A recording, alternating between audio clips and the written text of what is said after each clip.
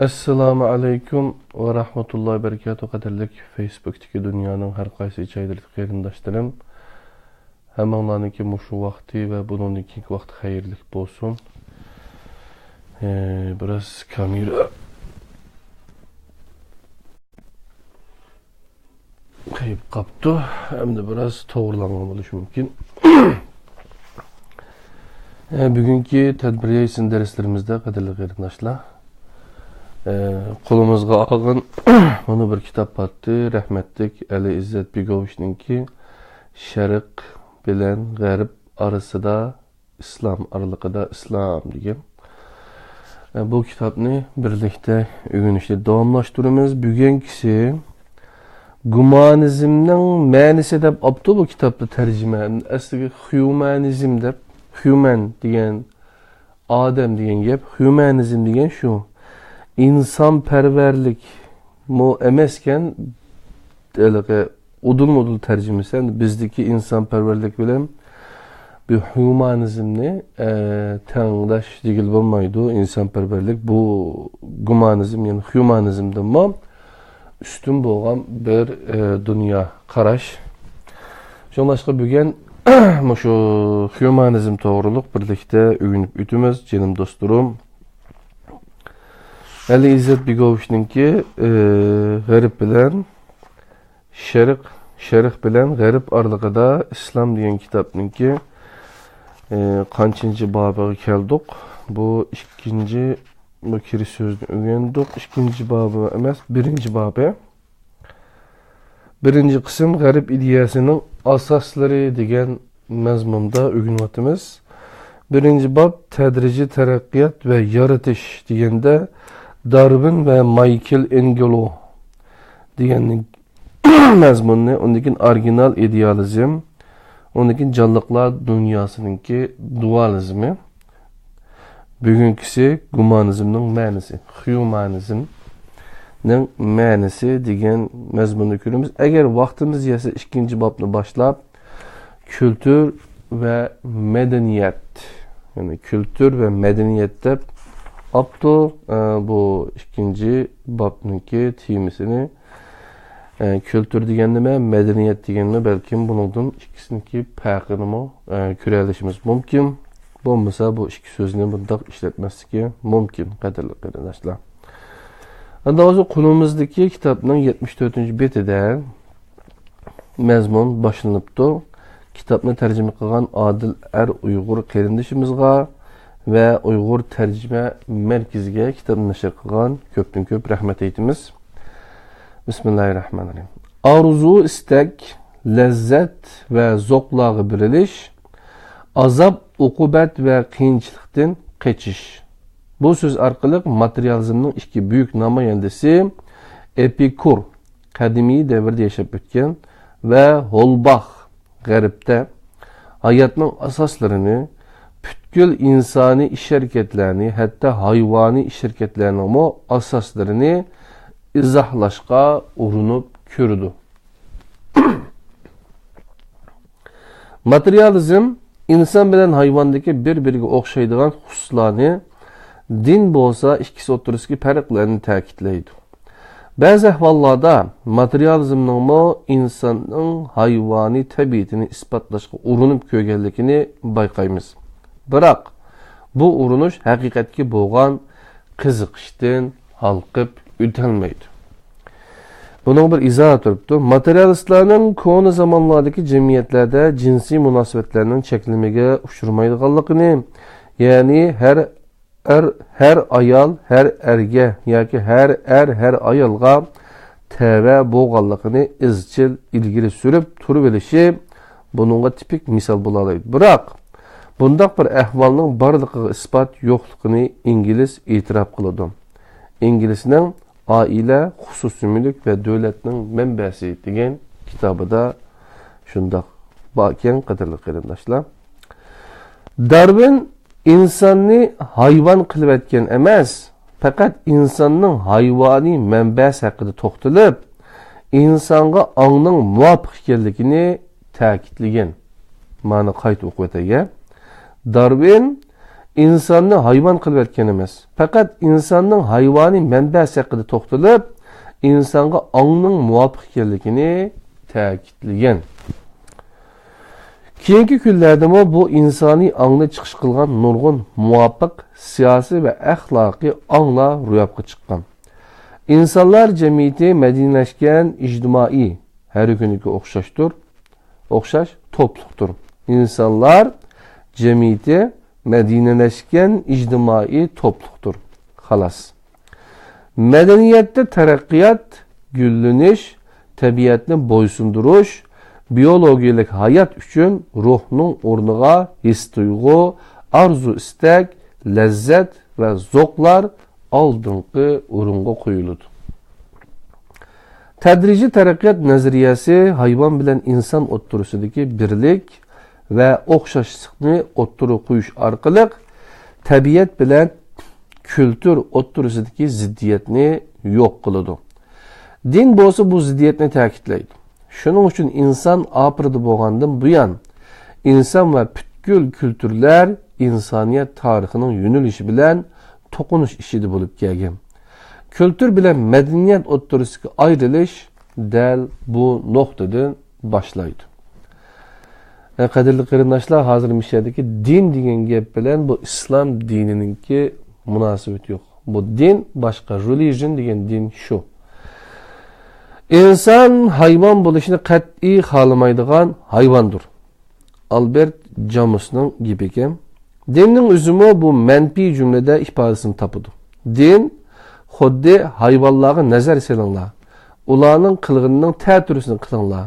Ular podholatida yashaydi, sizlar tanho yashanglar. Ular lazzat va zavqlarga berilib, qiyinchilikdan qochadi, sizlar qiyinchiliklarga sabr qilinglar.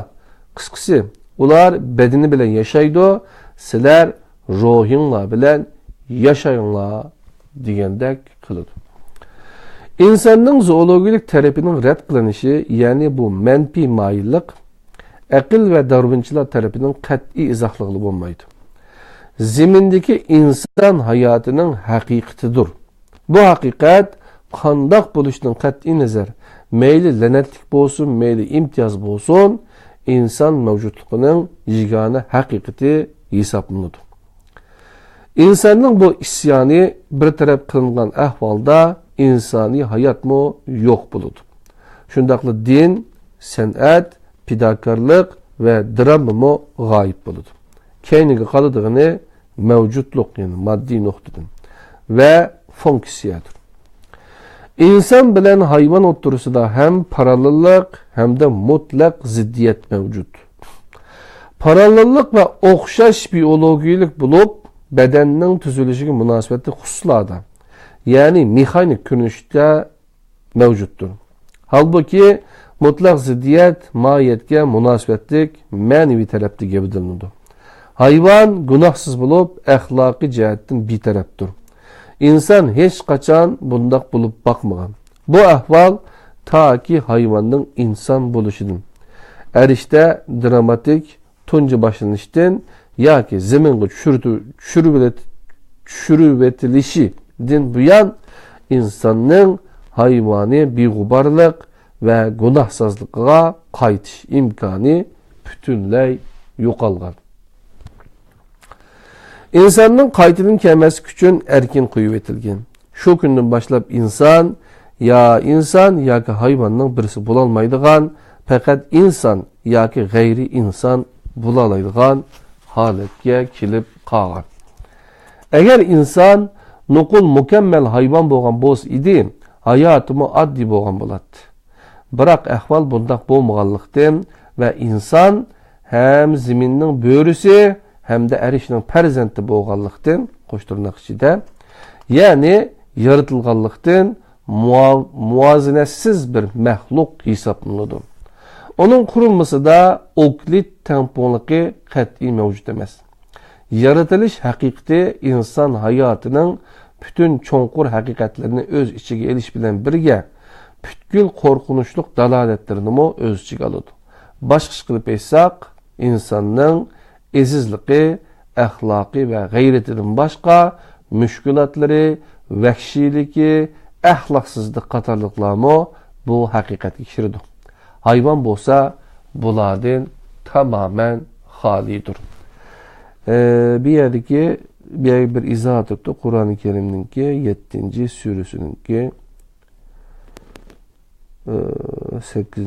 ayetinin 91. ayeti degan o'xshaydi qadrli qarindoshlar. Yaratılış emniyette insan erkinliği bir vasıta çetildi. İnsanın erkin emasligini, yani bütkül hareketlerinin birer güç tarafından öz içinde yoki sirtida bo'lsin, belgilanganligini faraz qilsak.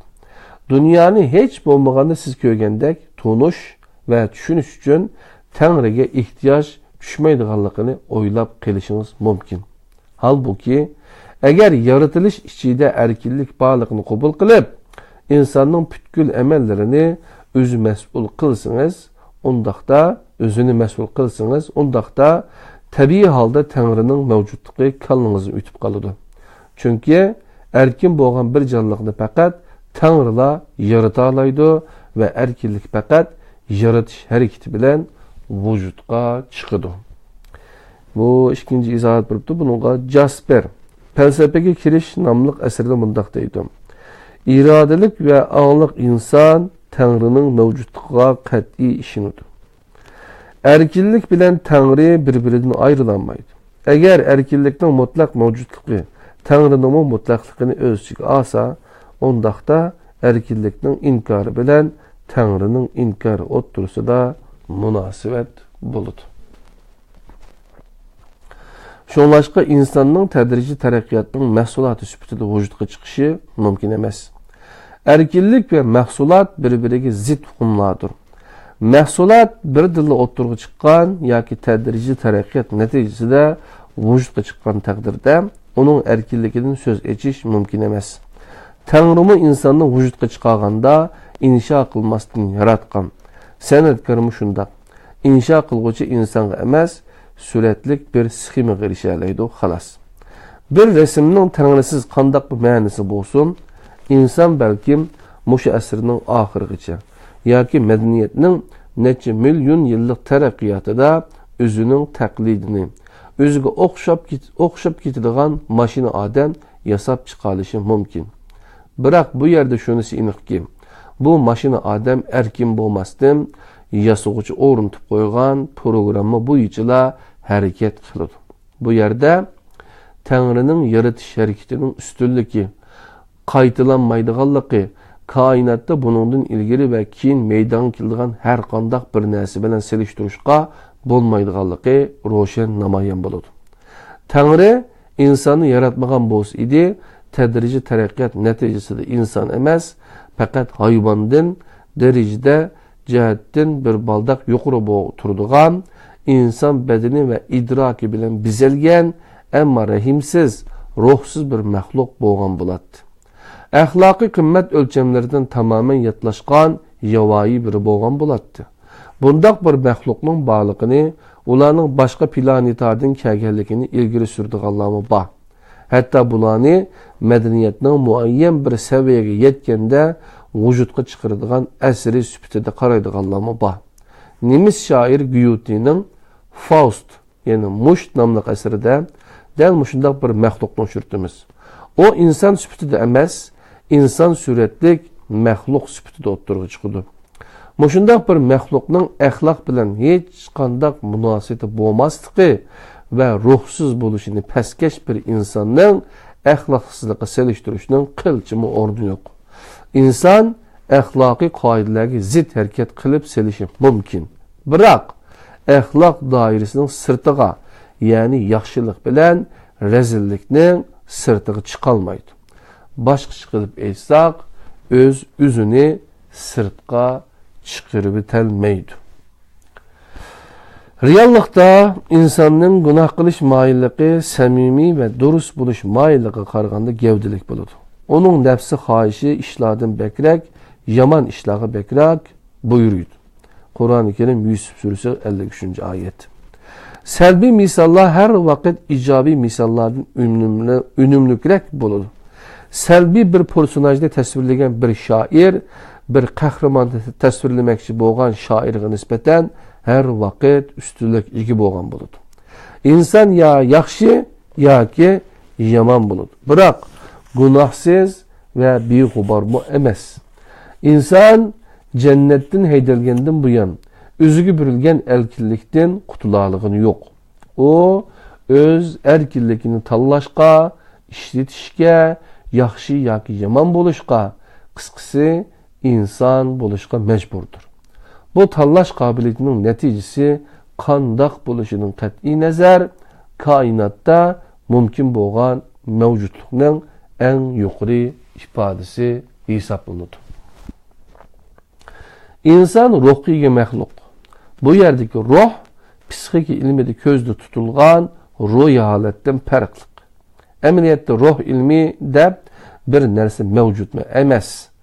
Psixik ilmi insonning ruhiy holatining muayyan bir qismini insonning ichki dunyosiga tashqi dunyodan kelgan vaqtliq va yo'qolib ketadigan g'ayri shaxsiy ve o'xshash bo'lgan narsalarni tadqiq qiladi. Psixofiziologiya, psixologiyalik tajriba, ruhiy gigiyena fanlarini mushu kategoriyaga kirgizishga bo'ladi. Nisbat psixologiyasi tushuncha ve hissiyotning tashqi, mexanik, sonliq, g'ayri ma'naviy mohiyatlari haqidagi qarashlar ustida to'xtaladi. Hayvon psixologiyasi bilan inson psixologiyasi bir bütünlük teşkil kılıdı. Çünkü psikologiya ruh üstüde emas, canlıklarının nokul psikikilik ruhi haletlerinin ifadeler üstüde tədqiqat elib barıdı. Nüfuzluq psikolog John Watson mundaq deydi. Objektiv ve tecrübege muvaffaq hayvan psikolojisinin misalları, tədqiqat temisi, metodi, nişan qatarlıqlardan paydalanıp insan psikolojisi vücutga çıkarış gerek. Bir-birinden tömür tusuqlar bilen ayrılgan, bir-birini itiraf kılmaydıgan, tema, metod, nişanları ayrım bolgan insan ve hayvan psikologiyelerini tabi ilimler arasından urun alabilgan şekilde birleştiriş gerek. Yani bir buluş gerek. Bu sözlerini izahlap olturuşun kılçı hacet yok. Şerikte psikologiyanın ruh ilmi olmasından fakat nefs ilmi bağlıqı ta'kidlanadi. Psikologiya şahsi yani insani hususlarning emas, biyologiyalik hususlarning seviyesida bo'ladi. Çünkü 3 daire var bo'lib, ular mexanik, biyologiyalik, kishilik qatorliqlar. Bular haqiqatning modda, hayot, shaxsiyat qatorliq 3 darajasiga to'g'ri keladi. Fikir ve ma'naviyat sohasiga ilmiy usul izchil tengilgan taqdirda ilmiy usul mutlaq sebep natija munosabatini tasdiqlaydigan vaziyat shakllanib qoladi. Mutlaq sebep natija munosabati ruhning dal o'zi bo'lgan erkinlikni inkor qiladi. Ruhni tadqiq qilamiz desak, oqibat tadqiqot temisini inkor qiladigan pallaga berib qolamiz. Shunlashqa bu addi 3 daireden çıkış mümkün emas. Bu psixikalik analizning metod nuqtasidan nima uchun atizmlik idiyalar bilan chetishqish ekanligini ro'shan ko'rsatib berdi. İnsanlarning qarindoshlig'i va barobarligi faqat insonni Tangri yaratgan ahvolda mumkin bo'ladi. İnsanlarning barobarligi ma'naviy bir haqiqat bo'lib, hargizmo tabiiy, moddiy yoki aql emas. Bu baraberlik ahlaki kıymet ölçümü, insanın izzet abroyu, insanın şahsiyeti sübutida mevcut buludu. İnsanlar maddi, ictimai, akli, topluluk, millet, sınıf ve siyasi tüzülümünün əzaları sübutida bolsa, qat'i baraber bulalmaydı. Bu açık reallıqqa köz yumuşunun qılçı onu yok. İnsanın ruhi tarafını obdan düşenmisiniz, insanların baraberlikinin yegane asasını yo'qotib qo'ygan bo'lasiz. Neticede baraberlik asassız quruq narsaga aylanib qoladi-da, barabersizlik, tengsizlik abjilib ketadi. Medeniyetning, ma'naviyatning asosli turiki bo'lgan dindan ayrilib qolgan hamon irqiy, milliy, sinifi, siyasi mahiyetki ega bo'lgan barobarsizlik ve tengsizlikler derhal hükümran orunga ötüdü. Bir izahat beripti qadirli qarindoshlar. 1974 Xitoyda Suv büyüdü namlıq 14 əsrdə yazılған roman haqqında elib berilgan talaş tartışlar bu xususqa tipik misal bola alaydı. Məzkur romanның Peyral Bak tərəfindən bütün insanlar qarindaşdır namı aslında tərcümə qılınışı romanını texmi məşhur qılıb etdi. Klassik Cungu ədəbiyyatının ən nadir əsərlərindən bolğan bu romanda 12-ci əsrinin 5-də dehqonlarning padişahı qarşı götürgen qo'zg'olonlari tasvir qilindi. Romanda butkul insonlarning qarindosh ekanligi ta'kidlanishi masalaga sinfsiz nuqtai nazardan qaraydiganlarning nazarida ibrat xarakterlik salbiy misol sifatida qaraldi. Chunki bas munoziralarda deyilganidek butkul insonlar qarindosh emas. Vengriyada 1976-yili Ma'rif ministrligi Məktəblərə oxucularının bütün məlumatını arxib qilib saqlashni buyurgan. Oxucularının arxibida qaysi ictimai təbiqi və sinifdən kelganligi yazılgan. Bu dərəcəyə ayırış usuluğa ata-onalar bo'lib, jamiyatdagi har qaysi qatlam kishiləri dərhal inkas bildirgan. İnsanın izzət obro'yini nə biologiya, nə psixologiya izohlay olmaydi. Çünkü izzet obro'yning mahiyeti ma'navidir. Bilim obyektiv kuzatish usuli orqali insonlarning barobarligini emas, faqatla tengsizlikni tepib chiqa oladi. Shunlashqa ilmiy irqchilik mavjud bo'lishi nihoyatda normal va aqlga muvofiq. Bergin izohat turibdi. Tadrijiy taraqqiyotni barobarlik tushunchasi yoki insonlarning tabiiy haq-huquqlari bilan izohlig'i bo'lmaydi. Fransiya inqilobining keynida amaliyotda din yotudu. Bu vaqtda texnik ko'p ma'lumotga erishmoqchi bo'lsangiz, kitobning 9-bobiga murojaat qilasiz debdi. Inshaalloh u yerga kelamiz. Sokrat, Pitagors yoki Seneca qatorliq zotlarning axloqiy dillar, yahudiylik, xristianlik va islomning axloqiga selishtirganda keynida emas.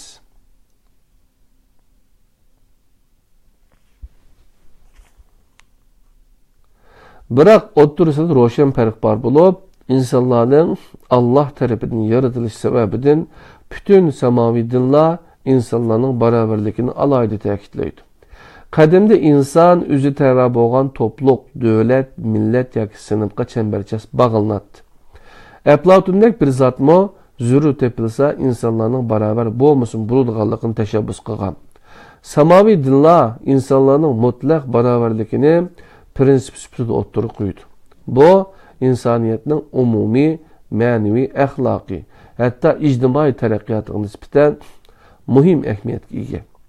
Bu ikkisi o'tirisidagi munosabat yaxshi tadqiq qilinmagan bo'lsa-mu, axloq tarixiy insonlarning tengsizligi munosabatga qarashning her vakit ölümsüzlük qarışı bilen birlikte mevcut bo'lganligini o'ttirib qo'ydi. Ölümsüzlük qarışını itiraf qilmaydigan yoki bu qarash haqida hukmlari aniq bo'lmagan dinlar bilan axloq sistemlari barobarlik qarashni itiraf qilmaydi.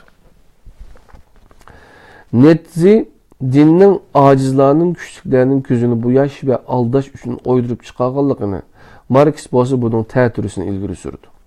Dinning oydirulgan narsa ekanligini faraz qilgan ahvolda Netzining qarashi Marxning qarashi qaraganda texmi qoyiliqlarlikdek ko'rinadi. Chunki acizlar, zulmga uchraguvchilar, naqobillar barobarlik, erkinlik hukmlarini dindan ayirib muomala qilmagan. Dindan boshqa har qanday narsa, hatto bilimmo tengsizlikni izchil tasdiqlab kelmoqda.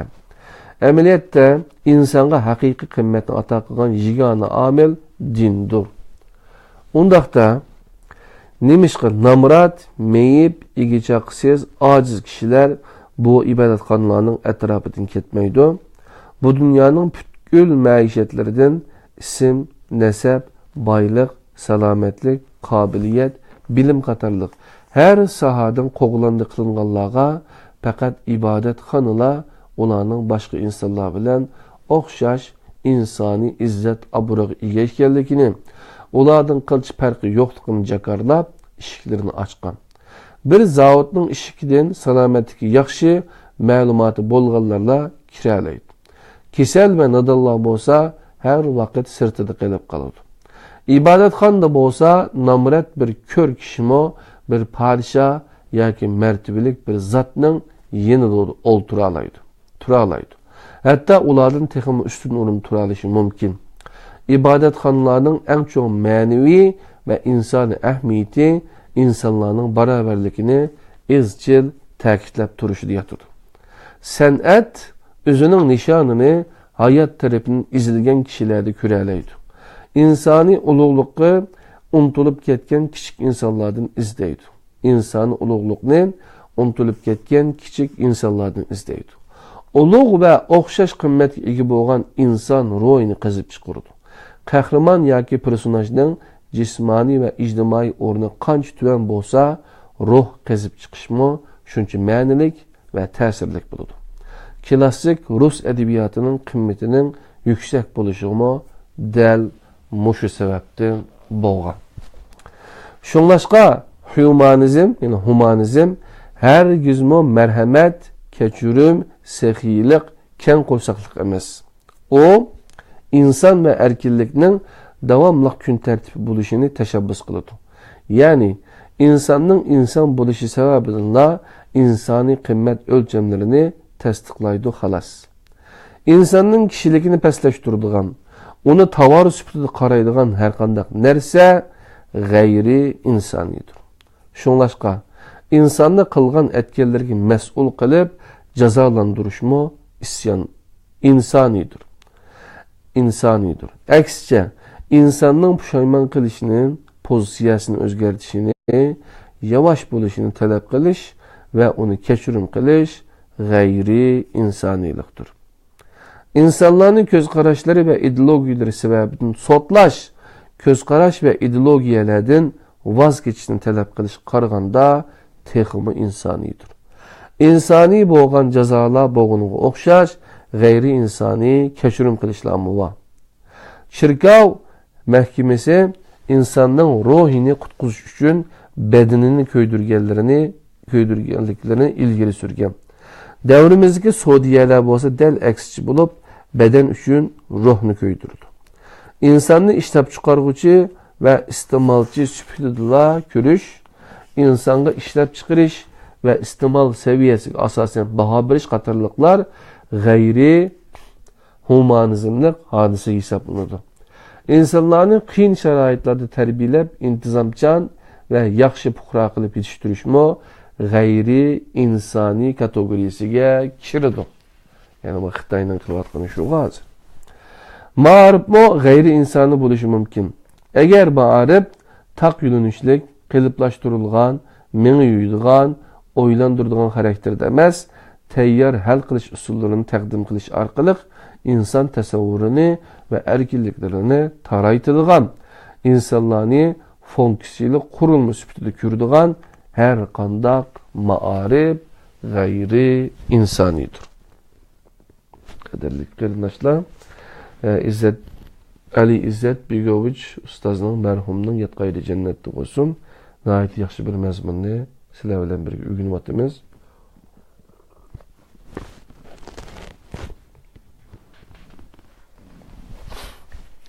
İnsonga e'tibor qilish, uningga foydali bo'lsa-mu, yanıla g'ayri insoniy hisoblanadi.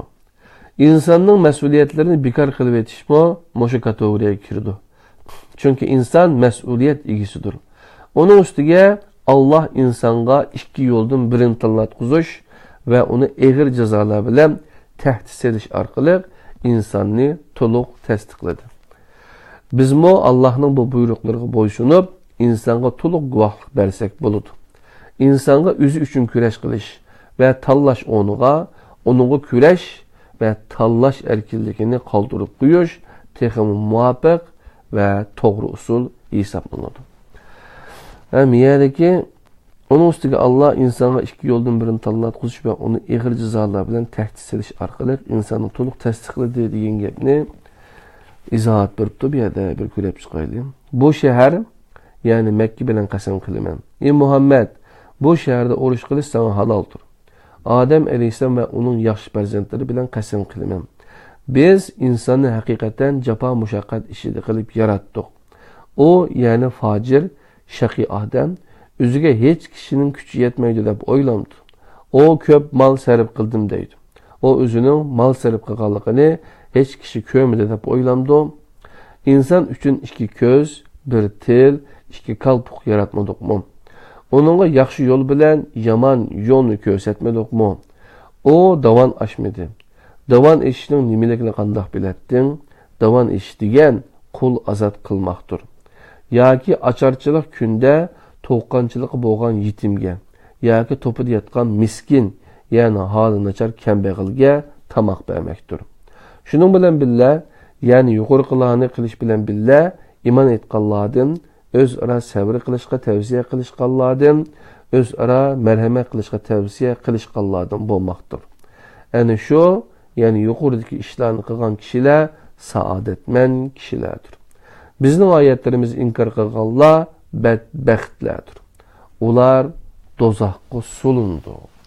Beled surəsinin 20 ayetini o'qib o'tdik, qadrli qarindoshlar. Din ve onun erişki tuncu başlanış hadisesi bo'lmay turib, insonning eng qimmatli maxluq ekanligiga doir kuchli e'tiqod bo'lmaydi. Din bo'lmasdan turib, insonning haqiqatan mumkin bo'laoladiganligiga, mavjud bo'laoladiganligiga ishonish intayin mushkul. Ateizmda humanizm ziddiyet bilan to'lgan. Chunki agar Tangri mavjud bo'lmasa, inson mavjud bo'lmaydi. Bir kayu. Shunday debdiki, inson bo'lmasa, undaqda humanizmmi quruq gapdan boshqa bir narsa emas. İnsonning yaratilishini, tunji aniqsizlikning o'tirg'i chiqishini e'tirof qilmagan birisi humanizmning haqiqiy ma'nosini tushunolmaydi. Bu haqiqatni tushunib yetolmagan birisi humanizmga ishlab chiqarish ve mahsulotlarning ehtiyojiga asosan muomala qilishga majbur bo'ladi. Shubhisizki, butkul insonlarning to'q yashashini arzu qilish ve tashabbus qilish nihoyat yaxshi ishdir. Biroq bayashatchilik ishida yashayotgan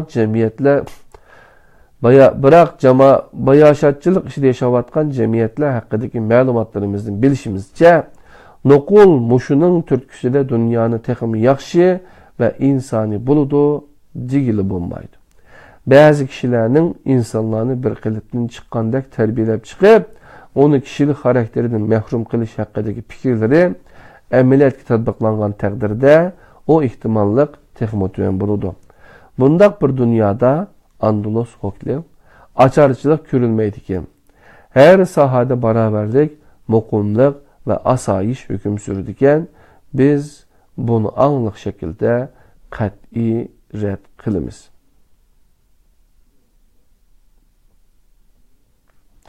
İnsan muhitning mahsulotidir. Bu qarash tarix bo'yicha g'ayri insoniy bo'lgan butkul qonun ve ijtimoiy nazriyalar bilan davrimizda natsizm ve stalinizm amaliyotida nihoyat ro'shan gavdalandi. Bu qarash materializmning asosini tashkil qiladigan bo'lib, insonlarning qurol sifatida foydalangan bo'ladigan hayvon sifatida ko'rdi. Jamiyatning insondan ustun o'rinda turishi, ya'ni insonning jamiyatga xizmat qilishi haqidagi qarashlarmi amaliyotda mushu kategoriyaga kirdi. İnson hech qanday narsaga xizmat qilmaydi. İnsondan vosita va qurol sifatida foydalanishga bo'lmaydi. Aksicha butkul narsa insonga, inson bo'lsa faqat Allohga xizmat qilish kerak. Humanizmning haqiqiy chaqiriqi bu bo'lishi lozim.